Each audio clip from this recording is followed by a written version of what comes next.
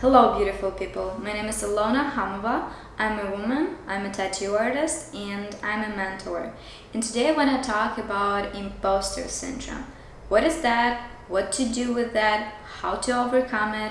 I will give you practical steps how to deal with imposter syndrome. But the first thing I want to say is that imposter syndrome has nothing to do with an amount of knowledge that you have in experience, but the reason for that is the absence of value or lack of self-worth. Why is that? Because we can see that there are so many great professionals out there. They've been doing what they're doing for like years and they still feel like they're not good enough, right? They lack knowledge, which is objectively not true because they have lines of clients and everybody wants to get their services. They still feel like they don't deserve that.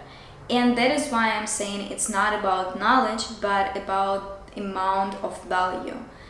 So let's move to the steps, because the first step will be how to build relationship with yourself. And by that I mean that to fill that void of self-worth, you first need to kind of respect yourself, right? You need to meet your own needs, and to find out what you actually need, you need to start taking care of yourself and actually paying attention to what your needs and desires are. There is a very helpful exercise that I use. It's called How Are You? So basically I have this chat on my phone with myself when I feel kind of confused, like everything looks fine, right? But I feel like there is a confusion. I'm not satisfied. I'm like frustrated for some reasons and I don't understand the reason why. I use that chat, I just go there and I'm like, how are you today? And then I just like reply, because it looks like I'm talking with a friend. It's kind of easier to understand how actually I feel myself and easier to reply and like be honest, something like that. I don't know, but it really works, and it really helps me to understand what actually do I need. Because like sometimes I may think that I need I don't know, I need to go for a walk, but the actual need is just to lay down and like do nothing. And one of the exercises I'm offering you is the exercise How Are You? It's like the easiest way to find out what you feel and what you need. The second step will be to write down gratitudes. That's really important in order to calm down the anxious mind. Anxious mind is when we have all of those like thoughts and we cannot even like keep track of them. We're just like frustrated, anger, sad, and everything's like going this way, and our mind always like throwing some options and variants for us, and we just cannot hear ourselves clearly, and we always think that something's wrong and we're doing not enough and stuff like that. So to calm down that mind, we need to write down the list of gratitudes. When I did that, when I started doing that, I had a list of like 50 gratitudes. I wrote it down every day in the morning, and those can be like very, I don't know, simple things like I'm grateful for a new day, I'm grateful that the weather is nice today, I'm grateful for my breakfast, or like I'm grateful that I was able to spend 10 extra minutes in bed today, and like things like that. But after you write down 50 things, you are like, actually there are so many stuff I can be grateful for, and my life is way better than I thought. So that is like the actual reason for this exercise, is to realize that your life is much better than you think, and there are like so many things you can be grateful for already. And yeah, of course there is always like to get more, achieve more, but to get there easier is better to sit down, calm down, and appreciate everything that you have. In that case, you will not be wasting your energy on worrying about things that you don't have.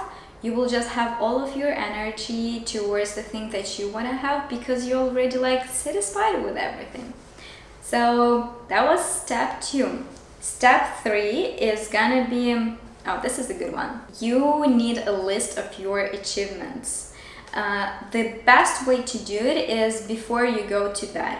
So every day you just need to keep track of the little victories that you had during the day.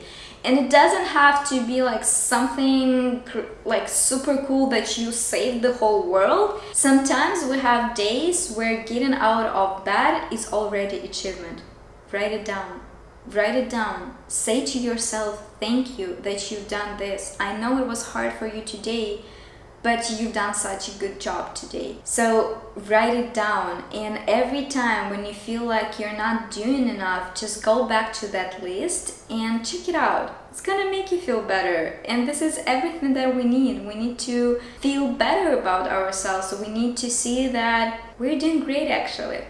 So I hope you will use that exercise because it will help you tremendously. And the fourth step in this list will be to get rid of perfectionism. Because being a perfectionist is very stressful. There is so much pressure just when I'm thinking that I have to be the number one. I'm like, oh my God, I'm supposed to reinvent the wheel. How am I gonna do that? Like everything already exists. How on earth I'm supposed to come up with an idea that never existed? It's like a lot, you know? So perfectionism doesn't help us. It keeps us, like it holds us back because it's so stressful and there is already enough stress in our life. And I'm offering you, instead of being a perfectionist, being a number one, let's be a number two. Number two is still a great place, right? Number two, although, has an opportunity to take a look what number one is doing and just use something. You know, you still, like, if you're using this information, like you heard it here and there, and then because you have this your filter, like a filter of your experience, of your knowledge, and like even the way you talk, you present it differently, so it's still valuable because you are not able to do it the way, like exactly the way the other person does. And this is everything that we need actually. We need just a amount of knowledge, like some hard skills, and then we just go and present it in a certain way like we do it, and it's already valuable enough. Like we don't need to go to that unreachable peak because we'll never achieve that because it does not exist, you know? Like, okay, if you have the list of like, to be a number one, I have to do this, this, this, and this. That's fine. Like I can understand that because if all of those like objective things, go for it.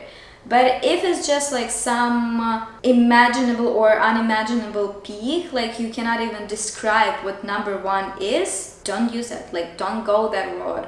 Let's be just number two. Like, because I've been a perfectionist like for years, and when I heard this idea of not being number one but being number two, I'm like, oh, true, cool. I can just do good. I will be still doing my best, but there is no pressure. And it feels so great. So just use it because it's really helpful. So those were my top 4 steps how to overcome imposter syndrome. And as I said in the beginning of this video, is that imposter syndrome most of the time is not about lack of knowledge but lack of self-worth. And I hope that these steps that I've given you will help you to actually notice how valuable you are, that your unique path and your unique background is something that this world needs, because nobody will do it the way you do it, you know? And that is by just existence by itself is so valuable, because there are some people out there who are actually waiting for you specifically. Because like the way I'm giving you information is my way, you know. Let's say I have my vibe and it will match with certain people, and you have your vibe and it will match with other people, so those other people, they need you. So just go for it, do it, because because you are worthy just the way you are and who you are. I wish you a great day, night, evening, whatever you have, and I wish you a great life.